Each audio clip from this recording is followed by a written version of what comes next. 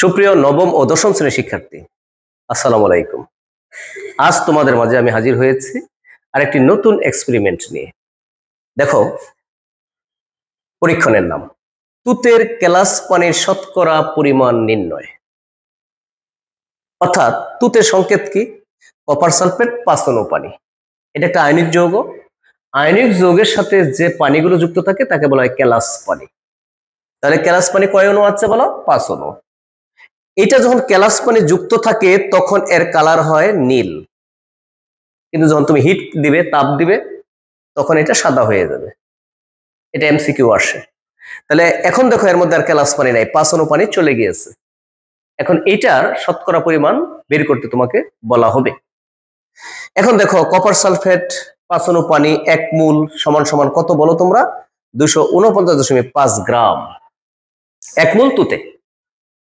এখন only copper sulphate এর 1 মোল equal to কত বলো? 159.15 গ্রাম। তাহলে আমি পানি সহ তুতের ভর থেকে যদি অনলি কপার সালফেট এর ভরটাকে বিয়োগ করি, তাহলে কিন্তু আমি পেয়ে যাই কেলাস পানি কতটুকু আছে, 90 গ্রাম। তাহলে এই তুতের মধ্যে কেলাস পানি আছে কতটুকু? 90 গ্রাম। তাহলে আমি যদি ঐকিক নিয়ম করি, 249.5 গ্রাম তুতের ভিতরে কেলাস পানি আছে 90 গ্রাম, 1 গ্রামে কত? 100 গ্রামে কত? হয়ে গেল 36.07 গ্রাম, অর্থাৎ 36.07%। কিন্তু দেখো, তোমার যদি এই এক্সপেরিমেন্টটা করতে হয়, তাহলে আমার কিন্তু 249.5 গ্রাম হিউজ পরিমাণ তুতে কিন্তু লেগে যাবে। তাই আমি একে 100 ভাগে ভাগ করবো, 100 ভাগের 1 ভাগ নিব। যদি 100 ভাগে ভাগ করো, তাহলে আমার কতটুকু লাগতেছে দেখো? 2.495 গ্রাম। খুব লিমিটেড, সাশ্রয়ী।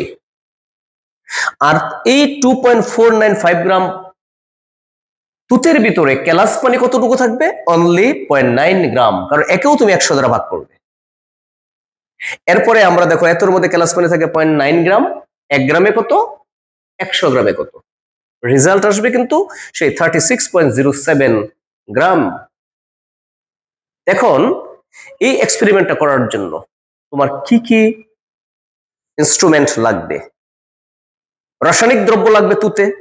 সেই তুতেটা দেখো আমরা এই যে এখানে রেখেছি, এই যে। এবং আমার যেহেতু 100 ভাগের 1 ভাগ আমি নিব, দেখো আমি অলরেডি মেপে নিয়েছি একটি ইলেকট্রিক ব্যালেন্স দ্বারা। এটা পোর্সেলিন বেসিন বলা হয়। এটা লাগবে। তারপরে একটা গ্লাস রড লাগবে নাড়ানি দেওয়ার জন্য। এরপরে লাগবে তোমার একটা তার জালি, এই যে তার জালি। তারপরে লাগবে একটা ত্রিপদী স্ট্যান্ড, এই যে ত্রিপদী স্ট্যান্ড। 3টা পা আছে, তাই একে বলা হয় ত্রিপদী স্ট্যান্ড। এরপরে লাগবে তোমার একটা স্পিরিট ল্যাম্প। স্পিরিট ল্যাম্প নিয়ে নিয়েছি। এখন আমরা এটা একটা ইলেকট্রিক ব্যালেন্সের মাধ্যমে আমরা এটা মেপে তোমাদের একটু দেখাতে চাই যে আসলে এর মধ্যে কতটুকু আছে। দেখো, আমাদের কিন্তু এটা একেবারে জিরো করা আছে। আমরা একেবারে এই পোর্সেলিন বেসিন সহ আমরা এটার ওয়েট নির্ণয় করতে চাই যে কতটুকু আছে। দেখো, 2.48, that means it is the 2.5 gram আমরা মেপে নিয়েছি। এখন এটাকে আমরা তাপ দিব। তাপ দেওয়ার পরে যখন সাদা হয়ে যাবে, তখন আমরা তাপটা হ্রাস করতে চাই। দেখো, এখন আমরা এটা যেন সরাসরি তাপটা না লাগে, এই জন্য একে আমরা তার জালি দিয়ে উপরে দিয়ে দিয়েছি। এরপর আমরা পোর্সেলিন বেসিনটা বসিয়ে দিয়েছি। এরপর আমরা দেখো, স্প্লিট ল্যাম্প দিয়ে আমরা ধীরে ধীরে তাপ প্রয়োগ করব এবং আমরা নাড়ানি দিব। দেখবে কিছুক্ষণের মধ্যেই এই তুতের যে কালার নীল আছে, এটা সাদা হয়ে যাবে। যখনই সাদা হয়ে যাবে, তখন আমরা তাপ দেওয়া বন্ধ করে দিব, কারণ সাদা হইলে আমরা বুঝবো যে কেলাস পানি যতটুকু ছিল 5 অণু, সেটা উড়ে চলে গিয়েছে। দেখো, প্রায় কিন্তু সাদা হয়ে যাচ্ছে নীল কালারটা। এটা হলো তুতে। যখন সাদা হয়ে যাবে, তখন আমরা বুঝবো যে কেলাস পানি সব উড়ে উড়ে চলে গিয়েছে। তখন আমরা তাপ দেওয়া বন্ধ করে দিব। অতঃপর ইলেকট্রিক ব্যালেন্সে আমরা আবার এটাকে মেপে নিব। এই 2 ওজন থেকে বিয়োগ করার পর যতটুকু থাকে, সেটা নিয়ে ক্যালকুলেশন করলেই আমার কিন্তু রেজাল্টটা পেয়ে যাবে। খুব ইন্টারেস্টিং একটি বিষয়। যখন হাতে কলমে করবে, তখন তোমাদের থিওরিগুলো কিন্তু খুব সহজ হয়ে যাবে। অর্থাৎ ল্যাবে নিজে হাতে অবশ্যই এক্সপেরিমেন্টগুলো করবে। অনেকেই ভয়ে তোমরা এগুলো ধরতে চাও না, মনে করো না জানি কি হয়ে যাবে। ভয় পেলে চলবে না, ভয়কে জয় করতে হবে। তাহলে তোমরা ভালোভাবে এগুলো শিখতে পারবে এবং পড়াগুলো তোমাদের ভালো লাগবে। দেখো সাদা হওয়া শুরু হয়ে গিয়েছে, কিন্তু সুন্দরভাবে এভাবে নাড়ানি দিতে হবে ধীরে ধীরে। এই প্রক্রিয়াগুলো কিন্তু একটু ধীরে ধীরে করতে হয়, তাহলে তুমি খুব ভালো ফলাফল পাবে। তাড়াহুড়া করে কোনো কিছু হবে না। জীবনে উন্নতি করার জন্য যেরকম শর্টকাট প্রসেস নেই, it is a lengthy process, ঠিক এক্সপেরিমেন্টগুলো তোমার একটু লেন্দি টাইম নিয়ে ধীরে ধীরে করবে, তাহলে তুমি সফল হবে। প্রায় দেখো সাদা হতে শুরু করেছে, অর্থাৎ ক্যালাস পানি যা আছে তা কিন্তু উড়ে উড়ে চলে যাচ্ছে। কি ইন্টারেস্টিং একটি বিষয়, দেখো সাদা কালার কিন্তু হওয়া শুরু হয়েছে। তোমরা দেখতেই পারতেছো নিচ থেকে সাদা হওয়া শুরু হয়েছে। অল্প কিছু সময়ের মধ্যে দেখবা সমস্ত তুতে সাদা কালার ধারণ করবে। দেখো এই নিচে সাদা কালার অলরেডি শুরু হয়েছে।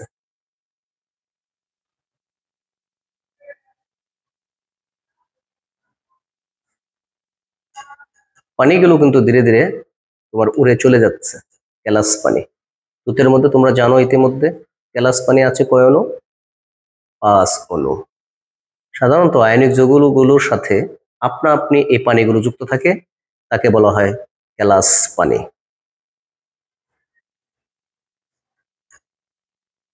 তুমি ইচ্ছা করলেই এই তুতের সাথে 5 অণু ব্যতি রেখে 6 অণু, 7 অণু, 8 অণু পানি দিতে পারবে না। এটা গড গিফটেড। আল্লাহ তাআলা এমন ভাবে এটা সৃষ্টি করেছেন যে আপনা আপনি ক্যালাস গঠনের সময় এই 5 অণু পানি যুক্ত হয়। দেখো সুন্দরভাবে এটা করবে যাতে পুড়ে না যায়, সমস্ত যেন সাদা কালার হয়ে যায়।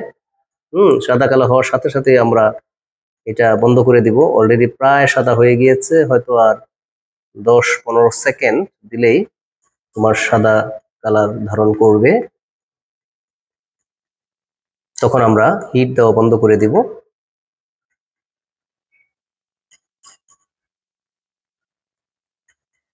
সুন্দরভাবে নাড়ানি দিতে হবে, স্টারিং করতে হবে, তাহলেই তোমরা বুঝে যাবে। এই এক্সপেরিমেন্টটা করলে তোমরা অবশ্য বাসা বাড়িতে যে ভাজা পোড়া আছে, হ্যাঁ বেগুন ভাজি, তারপরে হলো আলু ভাজি, এগুলো করতে পারবে, কারণ তোমরা তো নাড়ানি দিতে পারো না। এটা এক্সপেরিমেন্টটা করলে নাড়ানিও শিখে যাবে, কিভাবে কড়াইয়ে সুন্দর করে ভাজি নাড়ানি দিতে হয়। রসায়ন মানেই মজা। অনেকেই বলে রসায়নে রস নেই, আমি বলি রস আছে। দেখো প্রায় সাদা হয়ে গিয়েছে সবগুলোই। এখন আর 5-10 সেকেন্ড পরেই আমরা শব্দ বন্ধ করে দিব। অতঃপর আমরা আবার ইলেকট্রিক ব্যালেন্স এটা মেপে নিব। দেখো প্রায় সাদা হয়ে গিয়েছে।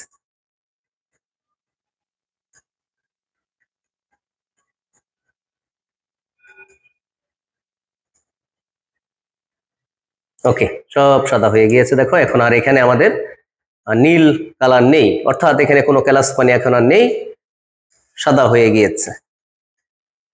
আমরা এখন তাপ দেওয়া এটাকে বন্ধ করে দিব। এখন এটাকে আমরা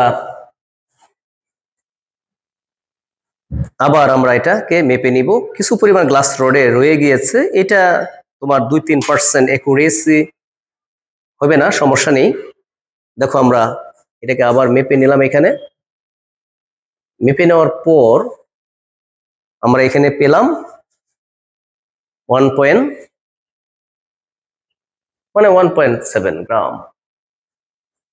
তাহলে এখান থেকে কিন্তু আমরা ইজিলি এখন ক্যালকুলেশন করে তোমার ক্যালাস পানি পরিমাণটা নির্ণয় করতে পারবো। আশা করি তোমরা এই এক্সপেরিমেন্টটি খুব সুন্দরভাবে বুঝতে পেরেছো। খুব ইজি একটা এক্সপেরিমেন্ট। যদি আমার এই চ্যানেলটি তোমাদের ভালো লেগে থাকে তাহলে অবশ্যই বেশি বেশি সাবস্ক্রাইব করবে, কমেন্ট করবে, লাইক করবে, শেয়ার করবে, যাতে পরবর্তীতে আমি আরো সুন্দর সুন্দর ভিডিও তোমাদেরকে উপহার দিতে পারি। খুদা হাফেজ।